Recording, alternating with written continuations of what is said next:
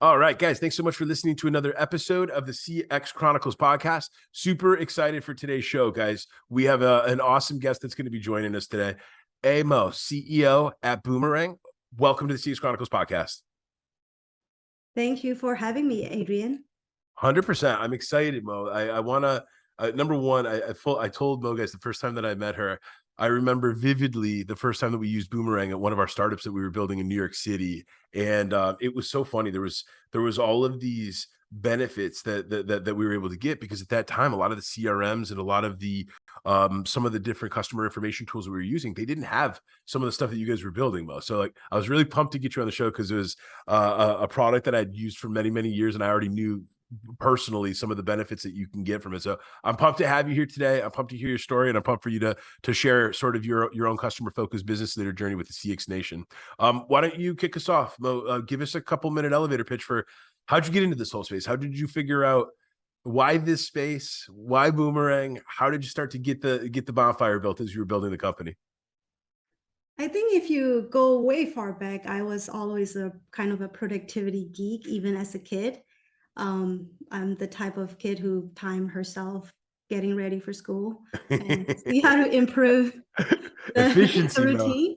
Right. So for me, it's always about how am I getting more out of my day? And it's not just about working hard, right? So that I need to do what I need to focus on. So when we started Boomerang, it was kind of a roundabout way if you think about it. What we wanted to build was something else. And we were three technical co-founders who didn't have the founder market fit for that product that we were going to build. But we kept running into the problem of, forgetting to reply to an email, or forgetting to follow up on an email that you need to follow up on, or you get an email that you don't need right now, but you need in a week, in 2 weeks, right? So a lot of that was like just our own pain. We were scratching our own itch that, hey, email is a 30-year-old technology when we started, and there was not much innovation happening in that space. But a lot of our business communication just doesn't matter what your role is. It was all centrally flowing through email. So we decided to build it just so that we will have something that will solve our problems. And that kind of took off, right? We realized that, hey, when we show it to our friends, we build this little, script to make these things easier for ourselves. They're like, oh, I want this. Can you give it to me? From that to spread it out to, non-friends. And then we got covered by a few kind of the life hacker crowd articles, Nice. and Yeah. became a movement.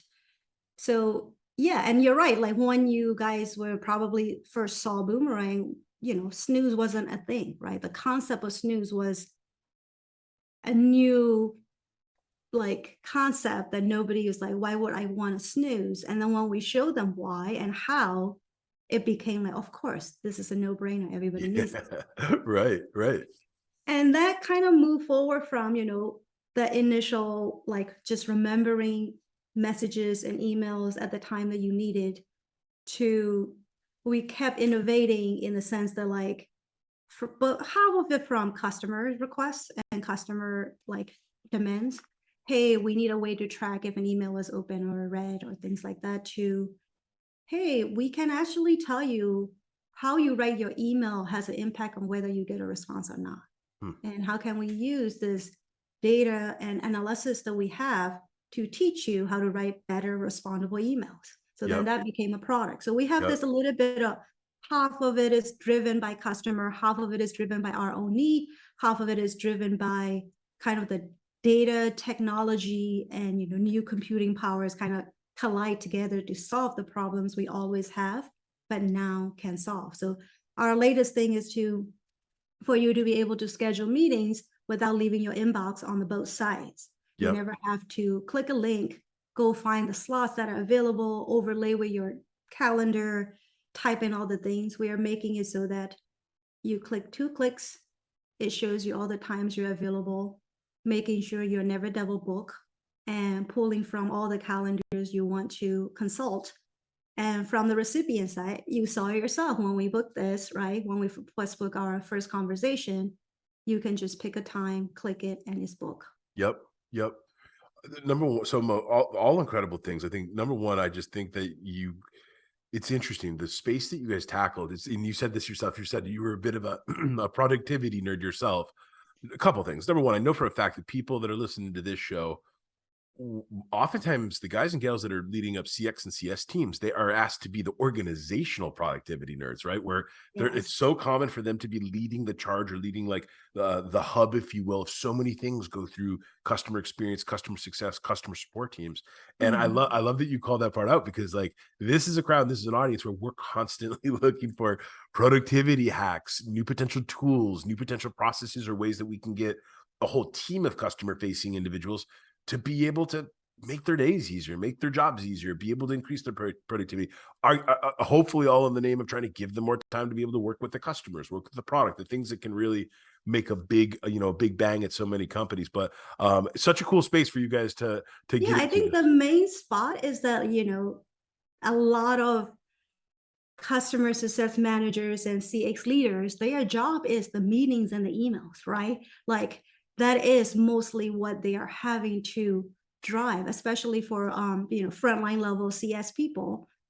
The number of emails and meetings they have to handle per week is astronomical. And then Astronomical. Yep. definitely they determine how smoothly these interactions go, determine their success, right? Big time. Because making sure your customer know the expectation of when you're going to respond and actually responding on the time that you promise, Yep. right? The Yep. content that you send them, is it targeted? Is it respondable? Is it actually on point?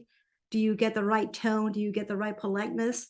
Yep. All of that impacts how the customer experience your product and the interaction with your company.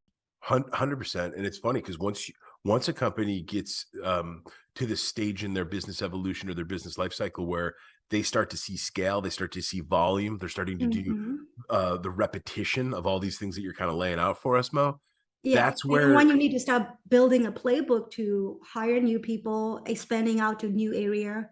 Yep. 100%. And I was going to say, you jump right to playbook and you're spot on with that. That playbook is where these companies, as they scale, they get uniformity, they get consistency, they get some of that brand voice or that brand consistency that you read about and Yes. that you hear about. That's where it comes from, guys. It's Right. an awesome way of kind of laying it. Mo, before we dive into the pillars, I do want to ask you, where did you guys start this? So I know a little bit about your background, but I'd love for you to. Where did you guys start like testing, or where did you start vetting what like boomerang 1.0 would have been all those years ago? How did you start getting this into people's, you mentioned sending it to friends, sending it to family, but how'd you get this thing out there in the world to start getting some of that initial user feedback to figure out how to bring it to market and to figure out how to kind of get that first boomerang product out of the market? We started out in Boston because, Alex and I were both out of MIT. We worked for a few years, paying off student loans and we couldn't get into starting a company yet. But as we were starting out, we went out to a lot of Boston startup events, right? Cool. Okay. And they weren't as like probably prolific as it is now 12 years later, but there were some. So I remember taking a bus going out to Waltham for a mess inno night. I don't know if you remember those. Is small, maybe 50, 100 people, different startups showcase their Yeah. products, and Yeah. we go when we get a slot, or we still go even when we didn't get a slot to pitch. We just go with our laptop and basically like, hey, you want to see something Yeah. cool? Right. The Right. people who were there are there because they wanted to see new stuff from tiny startups. So Yeah. that's how we got started, is just being scrappy and kind of hustling. I love it. Hey, like, I'm glad you called it out, and I'm glad that you're owning it because that is the bottom line, right? You want to get anything to market, you want to get anything to scale, you want to get anything into not just a couple customers' hands, but many customers' hands, and even to be able to allow you to start building a team. It takes that hustle, and it takes constant iteration and listening and learning, and then rebuilding to get these things into the place, into the space where they're ready. They're ready for a larger user base. They're ready for scale. They're ready to really start to make some incredible, impactful changes in different businesses and different users' lives. So I love that. Mo, let's dive into the first CX pillar of team. I'd love for you to share with the CX Nation. Tell us a little bit about how you and your team actually started to build at the team as the business started to work, as you started to get new users and customers. How'd you guys think about sort of building out that first pillar of team? So even before, right, we got real paying customers. Boomerang started out as a free tool, and even back then, we have committed to responding every single customer email. So we had three co-founders with no employee. We still answer every single email, right? Then we started to raise a little bit of seed round. We hire somebody. The first person is the customer support, and we grew from there. And the whole team, our whole team, is trained on customer support as part of their onboarding. Okay. Because regardless of your role, we expect you to be able to help out our customer and handle support tickets. Nice. I love Uh, that. so that customer orientation and listening to customer and respecting their needs and respecting what their feedback is like ingrained into the entire team. Yep. For Christmas, Thanksgiving, major holidays, we actually take turns. So everybody sign up for a shift so the customer support team gets a break. Um, and now that we have got grown bigger, we, have a CS team that are dedicated customer support team, but we also have a customer success team that is separate from customer support, because before, customer support agents were handling both, and that was Okay. stressing them out. And we were also getting a lot more inbound enterprise and team inquiries that we weren't handling it perfectly. Yeah. We wanted to expand. So now we have customer success and customer support as a Love two it. different team, but they Love it. both report to the same manager. I love it. It's funny. Yeah, I'm glad you brought this up because there's this constant debate of whether or not you can have like an all-encompassing customer success position. And some companies Mhm. do, and some companies can do it really well. Maybe there's specific products or specific services or specific industry types that you can get away with that, and that's awesome. But there's a lot of companies that don't necessarily feel that, and they do need to figure out that pivotal moment in their business's journey where you kind of need to break the two things apart. There's Yeah, one I part is think so. blocking and There's a tackling, one point in part the strategic. volume of inquiries and things that nature of, requests that are repeating for customer success that we realize specializing is necessary for Yep. both business function and also like kind of the well-being of the support and success people, because they were starting to feel like they were being split too far apart and they can't Yeah. do their job. Yeah, I believe that. I believe that. And then the other thing too is depending on what type of business or space you're in, there is wildly different time spent activities for Yeah, those two different functions, right? Like yeah. support is again, you're trying to come up with black and white answers to either remediate or solve or Mhm. respond to the inquiry. Success side is a bit more, it could be more strategic. It could be Yeah, almost more like selling involved, right? Or right. relationship involved, or like trying to really understand someone before you even get to the next step around the product or the service need. So I love that you guys found that out early. Mo, what question? I'm sure a lot of our listeners are thinking about how they can kind of get better at building their teams, growing their teams, running their onboarding. What would be like one or two major lessons over the years that you've kind of really sort of grabbed as like as a main focus point from as you built your team and as you built the team at Boomerang? What's like one or two things that you're constantly thinking about when it comes to team? Is there an activity? Is there an ongoing training? Is there what is like a major activity that you're always thinking about as far as how you can make sure that your team is feeling super engaged, motivated, and aware of what the assignments are that are coming down at them on a day-to-day basis? So everybody gets involved in our quarterly planning, and we have a very clear quarterly planning meeting that goes through last quarter understanding of what we accomplished. So, it's very good for every team to know what everybody else is working on, what their deliverables are, and how they did. But they also know what they are going to deliver for the next quarter and is with their input, right? So there's very I think for me, everything is like back to clear expectation and knowing what timing things are coming down the line for the team. Yep. Um, and we have a I wouldn't say there we're doing the most top 1% excellent job of it, but we have a very clear expectation of the product team to respect support team for both input. Okay. in terms of what they are seeing, what they are listening. So we Yep. have a support office hours every week with product and engineering and support get together to talk through what are the things that are coming up and any kind of tricky stuff that they are looking at. So that kind of, you know, space for support to always advocate for the customers and the problems that they're seeing. But at the same time, we also have this every time that we're planning for the product roadmap and what is coming up, we involve support early on. Hey, this is what we're thinking. What do you guys think? Also, when it's built, we have a very detailed walkthrough for support team to here's what's coming out. This is what is going to, you know, the experience is going to be for the customer. Here are the potential questions that customers might come up because of how we design it or what this feature is doing. That level of empathy for the customer that carries from, you know, planning the product, designing the product, building the product, and training the support team. We have that top of mind. What are the customer going to be thinking and asking and, you know, interacting with you when we release it? Sometimes what you don't want is, hey, a new product is out Yep. and the customers are interacting with it and asking these questions, and support is completely taken aback, having no idea why this is here or how this is supposed to work, and we don't want that to happen. Yep. So, and that, you know, consideration of what are the questions that might come up, proactively thinking through, and we do it collaborative. So the product managers start, you know, thinking through and writing it up as the support is interacting with the new product, right? They are also helping and writing and thinking through, hey, what are the, and we actually have a part of a product launch checklist to Nice. have anticipate what questions customers are going to have Yep. and how often would it be like sometimes we can kind of estimate everybody's going to ask about this. Let's prepare the answer Yep. and make the screenshots and things that you need Yep. even before we go out to the customer.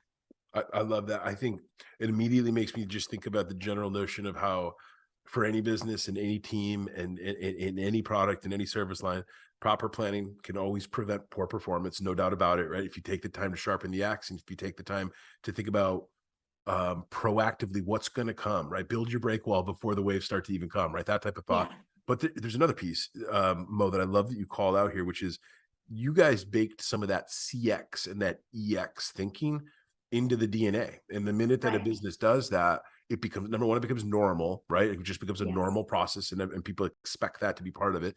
But then the second part is you're certainly setting yourself up for an improved level of success, right? Because the reality is like I can't tell you how many times we've worked with businesses where they'll literally do full blown product releases and nobody on the success of the support side has even seen the thing. And it's like, how do Yes. you expect these incredible guys and gals to be able to have awesome conversations with your customers or with your partners if they didn't already have time to think about it, react to it, Right. ask questions, maybe even Hmm. tee up some of the downstream operative pains or product pains that are going to hit you anyway, right? And a lot of times the folks that are looking at this stuff on the front lines, they already know what those waves are going to look like before they ever hit the break wall. So like I Right. love that you guys kind of took that early on in the game. I'm sure it probably was a huge part of why you guys have been so successful. But I love hearing that. Yeah, Mo, I think sometimes we are part of being, you know, small and scrappy and being focused on very optimal operation kind of help us out with like a lot of better experience and better product for everybody. totally. And we Yeah. sometimes like we know we cannot, they're going to come up with this request or this questions, but we don't know how much, right? Like we don't have the resources to build everything a customer might need under the Yeah. sun. Yeah. Yeah. Yeah. So we will say, okay, let's build up this, you know, form or for the support team to fill out every time you see this request, right? But even before the product is released, we know that they may be asking for why, and we put a spot for the customer support to know when user asks for why, this is what you need to do. Yep. Yep. And again, it's just so helpful too, because this job, any type of customer facing role is hard enough as it is. Right. Anything that you can do to give us a leg up or anything that you can do to give us a bit of an advantage, please guys do it. And again, for our listeners right now, this is easy. You can think about this with your business and go back tomorrow and start thinking about what are some of the downstream pains that we're seeing again and again and again, and work with the team of people that are working with customers to think about what some potential solutions could look like. It's super simple way of getting started. Mo, I'd love to dive into the second CX pillar of tools. So outside of the Boomerang tool and outside of the awesome tools that you guys are building, I'd love to just hear you talk for a couple minutes about what were some of the tools that your team needed as you were building the business, and what were some of the tools that really, as you look back on the evolution of the business, became really kind of paramount for you guys to be able to build not only the customer portfolio that you have today, but to keep all this stuff in track and to keep all this stuff in line. You mentioned process a couple of times, but what were some of the tools or the technology that you guys really invested in to build your business? At first, we ran the entire support from Gmail inboxes because we're a Nice. Gmail too, and we're a follow-up. We know how to run that, and it's great to a certain extent, maybe two agents or so, right? But then we couldn't scale that. There were things that are getting missed, so we moved to a support tool. I forgot what it was. I think I block it out because it was not. I don't want to remember it. We are now at Help Scout. We're pretty happy with it, and Awesome. it has been.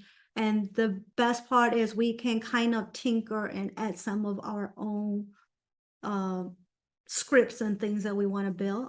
Also, we have a support manager. That the person who leads our support team wants to be more technical, so Yep. we give him a lot of rope on and support to learn about scripting tools. And we're productivity geeks, so Yep. of course we help him kind of custom my Help Scout just the way they want it, so all the links that they need is you know so there's a lot of like modifying what we have Okay. with out of the box, and then getting into their APIs and integrating it with our own support portal. Yep. We build quite a extensive in-house kind of customer account management portal Okay. that is separate from like the subscription and billing portal that's just kind of, part of the payment system. And there's a lot of like custom hacking to put these tools together to make Sure. sure that, Yeah. what we have in HubSpot, we use HubSpot for customer success and then HubScout for customer support. But there are little glue things that none of them just does out of the box. Yeah. And we try to make sure that either a developer resource or our support manager has time to customize it. And then we also have kind of a support tool wish list. Okay. And it's mostly for like if we have new engineer onboarding, or if we have interns, or an engineer just needs like a small tangible test for him to go work on, or for them to take on something. Yep. That like support tool wish list has been helpful, because they're like, oh, I have 3 hours to write a small script for somebody. Oh, this is what you need, I can write it for you. So Yeah. that Yep. that type of process is really good. And then we are a very, very checklist driven company, Okay.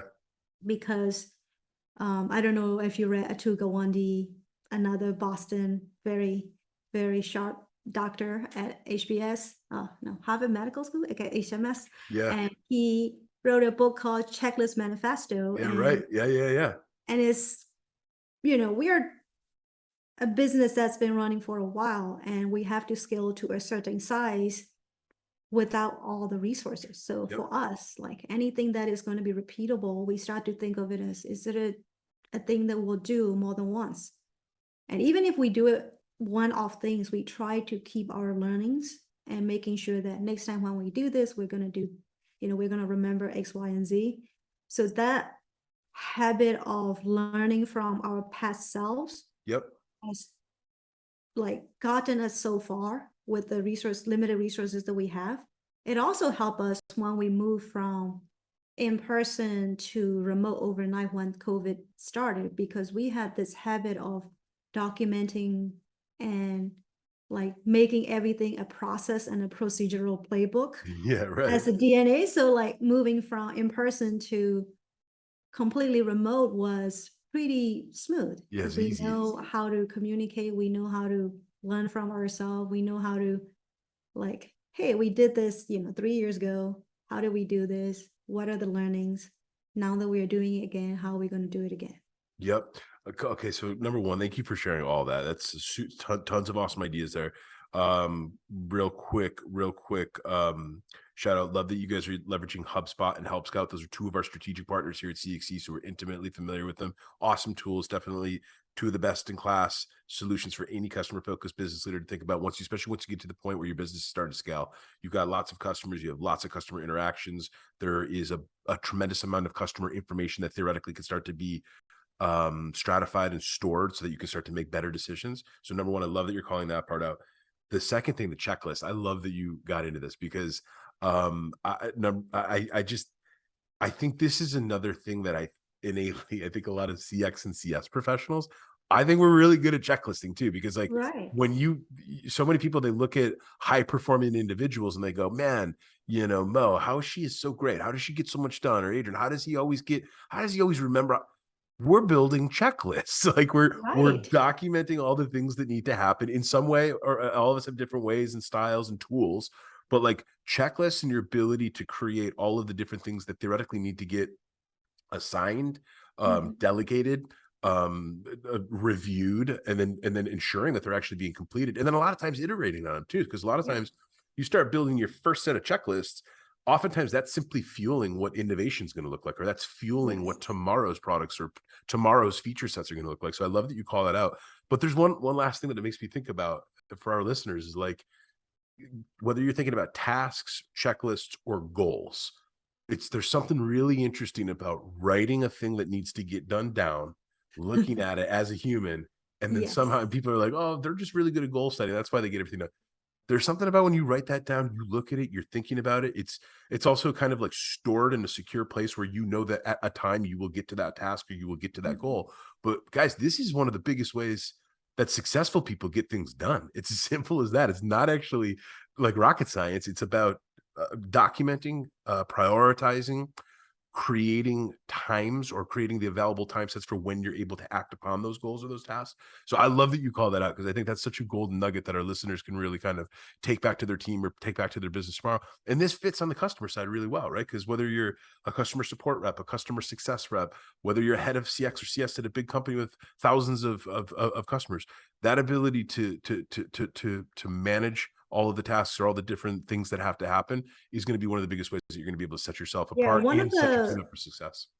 one of the features that we like really prioritized early on was when you boomerang a message to come back, we wanted to make sure that you can write a note because there is always something you may forget, right? You might be like, hey, a customer said, let's check back in with us in Q2 of 2023. Yep.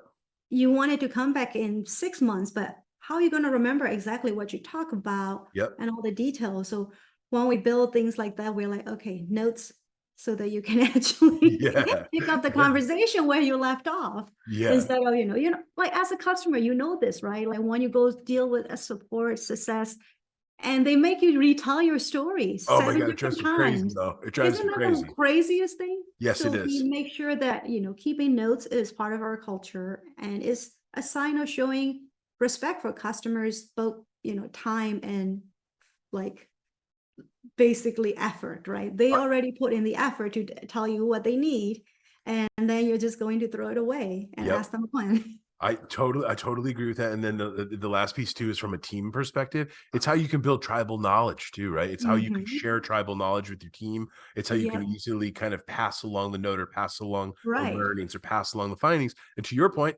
productivity, because now Mo and Adrian don't have to have a 5 minute debrief. Mo can just read Adrian's notes that he just had with the customer, and then she can Yep. arrive at her own conclusions around what next steps might look like, or what potential solutions might look like, or where opportunities lie inside of that. So I love that. Last thing is this. I love that you called out the COVID piece. Mo, full candor, even with what me and my team at CXC are building, COVID, we were already really doing an awesome job of kind of helping our customers with customer journey mapping and living playbook curation, and essentially helping them with like not just their learning management content, but with their customer side content. So the FAQs and the knowledge base items that are Mhm, required for customers to be able, modern customers, to be able to go mhm, self-serve, right? To take a look right. at all the different assets that you have and maybe just arrive at their own answer before they ever even have to think about reaching out to your support side. And I love that you call this out because you're right. I think even with the experience that we've had over the last 2+ years now is a lot of companies did need help with this. They needed help with thinking about how to do remote documentation. They needed help with thinking about how to do remote team coaching and performance management because some companies were really built Mhm. extremely well to like kind of walk the floor. You'd show up at the office downtown, Yeah. you'd have your I had to pods. change my own management style and, the whole team kind of the leading before you were right. We eat lunch as a team together every single day. So, access to like the exact teams, what we're thinking, what we are planning is always accessible to Yes. the team, right? Now we don't see each other. So we have to make like real space for the team to Yep. get kind of visibility into what's going on as a business, what's going on as for each other department, right? Cross-functional meetings. And we have this habit of doing our daily stand-up, and that's the only Zoom call that we basically make it mandatory. Everybody has to show up and the video has to be on because Nice. you have to remember that these are people instead of just, characters on a screen and voice on Literally. voice on a black box, right? I a hundred Uh, percent. Yeah. so everything else, like other meetings, other Zoom meetings, we don't require videos to be on. It depends on person preference. But daily stand up, everybody has to show up and everybody has to have their video on. I like it. I think it's smart, and I think on top of it, it does give some of that connectivity that you still have to push and that you still have to help flourish within your business in a remote work. As great as it is, you still need to figure out how to help that. Yeah. Mo, I'd love to dive into the third CX pillar of process, and you've kind of hit on this a little bit, but I'd love to have you spend a minute or two talking about how you and the team really kind of thought about you mentioned playbooks, you mentioned some of the standard operating procedures. I just brought up the idea of like FAQs. I'd love to kind of spend a minute or two talking about how did you guys, as Boomerang evolved, as you brought more customers on board, as you started to expand your product offerings too, because that was the other thing. Every time you add a new product offering, you have this whole new wealth of knowledge that needs to be somewhere. Someone needs to know where to find the answers, whether it's internally with your employees or externally with your customers. What were some of the lessons or what some of the things that you did with Boomerang along your journey to help sort of manage process and to kind of keep the train on the tracks as you guys were growing forward into the future? I think we have this fundamentally very like bottom line level. We actually has this document called Boomerang's Guiding Principles. And that guiding principle talk through our core values, which we developed pretty early on that we all agree on. And then the guiding principles are actually our way of working. So things like better is good, right? Is it a value? I don't know, but it's the way we work. So that kind of help everybody align around how we work together. And then I actually got into how we want to work for weekly meetings, how to set up a Zoom one-on-one, how do you set up a one-on-one, those type of like details on what's Slack good for, what is actually a wiki page versus one you should just make a meeting. The expectation of a meeting, how you're supposed to run it, the fact that you must send a agenda and kind of like making sure the details of how we operate. And it's not just for success team, it's not just for support team, it's for the whole team, and new hires get walkthrough along with their job offers because we want to make sure that people who are joining us are totally aligned on our core values, our mission, and how we work. Because I think how we work and the way we put it in the, you know, in the ground, like this is how we work as a flag, is because we don't want to make value judgment. There are other people with different ways of working, different ways of communicating, different ways of documenting. And that's fine. That's their choice. But this is our choice. This is how we want to do it. And are you going to be on board with that? Right. So I think that helps a lot. So that kind of fundamentally shape who we hire, who joins to the team. And our way of working is always, hey, a new project. And I have this another phrase, what's the point of this, right? And that's a common question, is a question for anybody to ask is, why are we doing this? What's the point of this? So creating that team nomenclature really helps. And that kind of propagate, like marketing is implementing their own way of how to document new knowledge for everybody. Product has their own way, but it all stems from the basic guiding principles of how we work.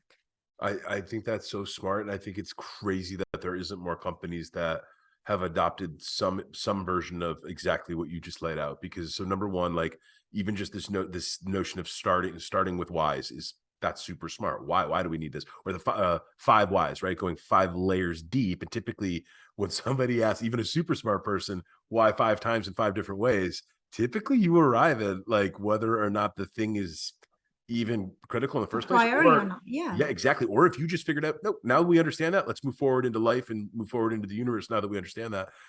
The other big thing that I think that you just nailed is like customer focused business leaders, CX and CS executives are constantly thinking about and talking about this exhausted phrase of like omni-channel focus, right? Mm-hmm. Omni-channel also is incredibly important for employees too, right? Because technically Yes. your employees have all of these different preferred mediums and modalities that work the best for them to understand something, or for work the best for them to learn something, or work the best for them to be able to figure out how they can collaborate or how they can kind of connect with the other members of different subject matter expertise areas in their business.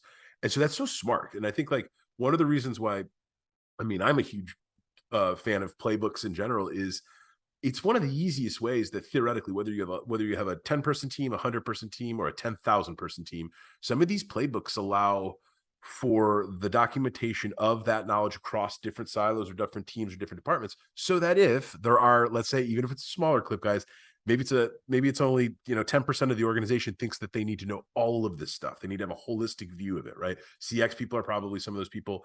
DevOps and engineering are definitely those people. They want to understand the whys before they're going to go build something. They're probably some of the biggest people in every business, where they want to understand what people even want before they even think about coding something. Sales may be different. Sales is a little bit different A because little sales, bit although different, yeah. they should, although they want to, they want to know just enough to be able to, make sure that they understand how to bring the right types of customers in, do qualifying, and make sure that they're setting up successful deals that are going to close. And But answering the customer's questions, right? If the customer is asking questions about, hey, we want this, or why can't you do this, they will having a good understanding and knowing where to find the knowledge that they need. yep, It just enable them to be much more effective salesperson. And 100 consultative I think selling, just my having answers and like helping I helping didn't them. focus on the like knowledge base and stuff. It's like, yes, we have knowledge base. We have things for customers to go find the things, right? We have videos for people to go learn how to use those. But those things exist as a manifestation of our habit of teaching and writing and documenting as a team. Yep. Yep. I love it. I love it, Mo. These are awesome ideas.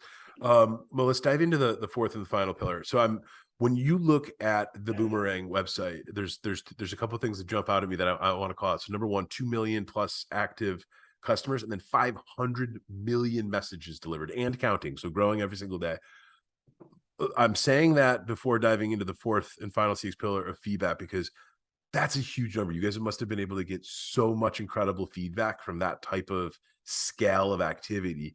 Spend a few minutes talking about what are some of the ways that you guys have leveraged your customer feedback and leveraged your employee feedback as you've grown the business and as you've scaled into the future. We have always been getting feedback, not just post launch and when people are getting their hands on the product. We always have involved our customer in thinking through the problems that they want us to solve, and also the way that we solve them. And typically what I believe so my original training is in UX design, right? So I know that is you want to listen to the customers for what problems they want to solve, but not necessarily the solution that they say they want, Yep. because that's not exactly Yeah. It actually doesn't always solve the work that way. problem. Yeah, exactly. So we have series of product market fit surveys, user surveys, usability testing. All of that is baked into our product team even before Okay. we build the product. And then when we go out, again, right, I mentioned we answer every single customer email. And whether you are a free customer, free trial, pro, premium, enterprise, every single person who emails in with feedback, question, issues, we respond to you. So every piece of touch point and feedback that we are getting is going somewhere, being logged, being tagged. And there are points where we would be like, product team is thinking about this segment of the product, or maybe just like, or maybe like just activation and how we Yep. just want to know about activation, or maybe we only want to know about bookable schedule, and that's the only thing we are looking out. So then product and support typically work together to get the data out of the support portal, and that inform everything else. Okay. And then we have this very almost a fanatical habit of closing the loop. So if you ask for something, we're like, hey, we can build this right now, or it's not a priority right now. 2 years later, we build it. We go back to the customer and say, hey, you asked for this, we built this. That's awesome. And a lot of it is like, we don't build all kinds of automation and crazy instrumentation until we need them. And some of it is very manual, and we do a lot of things that don't scale in the name of having a better experience for our customer. I love that. I love this idea. So two things. If you just guys, I don't care what your business is or what your willy or where is, closing the loop is so easy. And I know that look, scale makes it harder, but not necessarily, because like when you think about some of the tools that we're talking about in the front of this episode, there is literally automated response mechanisms baked inside of every major Mhm. piece of SaaS technology out there. So like you can at least do the hey Mo, we heard you. We heard that you reached out. We're working on it. We'll get back in touch with you. That's technically temporarily closing it. But then the other thing that you made me think about is like when you have those perfect examples where someone says, hey, Mo, I want you to build XYZ. And even if it takes 12 or 18 or 24 months for the team to actually do that entire life cycle of taking the potential opportunity and then building it, right? And then bringing it into the product, that is the stuff that customers not only do they love it, that's what makes promoters from your customers. That's the type of thing where they go from thinking that your company's fine or it's good or yeah, I like it, it's fine, to like, no, they're awesome. I actually gave them an idea and it took 2 years, but they literally got back to me and told me when they got it done and when it would fix and how it's impacting all these other customers. That's like that's such an incredible way of being able to like include the CX and the EX focus that we're constantly talking about in this world. But the other thing too is, Mo, you and I were chatting about this the other day, but like modern customers, it's almost become a new expectation. Like, right? It's almost become like a, if I'm going to take the time to buy something from you, and then I'm going to take the time to give you some feedback, I want the loop closed. I want to know that minimally you're going to do something with it or that you received it. And then I want to be kept up to date, right? Like companies Mhm. today that are crushing it on the CX side, they do a brilliant job of keeping their customers coming along with the story, whether it's like monthly shout outs for, hey, customers, here's the 3 things that we worked on this month from Mhm. direct from customer feedback, or direct from Mhm. employee feedback is another cool thing that companies can do. But these are awesome ideas that I think all of our listeners can easily start kind of building their own versions of them tomorrow in their own companies if they're not already doing it, or start to look at some of the companies that do it extremely well and kind of You'd be take note of how. surprised how many times we get customers responding to our response with surprise. They're like, "Oh my gosh, you actually respond to me. I Yeah, didn't I expect know. you to respond to me," I because I nobody ever does. That's the thing, is like, talk about such an easy way to differentiate so many big businesses that consumers are already kind of like groomed into just filling out their generic quick and dirty NPS or CSAT, 0 through 10 or 1 through 5. When you get a company that actually responds and then they give you some of the additional color on what they've done with it to better their business and to better their offering, most customers are blown away by that, and that will be something that they go and tell 10 of their friends about, by the way. So that's another Yeah. easy thing to think about. Mo, this is awesome. It's number one, thank you so much for coming on and sharing your story and talking about the incredible things that you and the team at Boomerang are building. Before we let you go, before we wrap up, where can people find out more about you, or where can people get in touch with you and your team? And where can people find out more about Boomerang if they're interested in trying to figure out how this tool can help boost their productivity immediately? I'm on Twitter and LinkedIn. My name is pretty unique, so just type in AMO and you'll find me.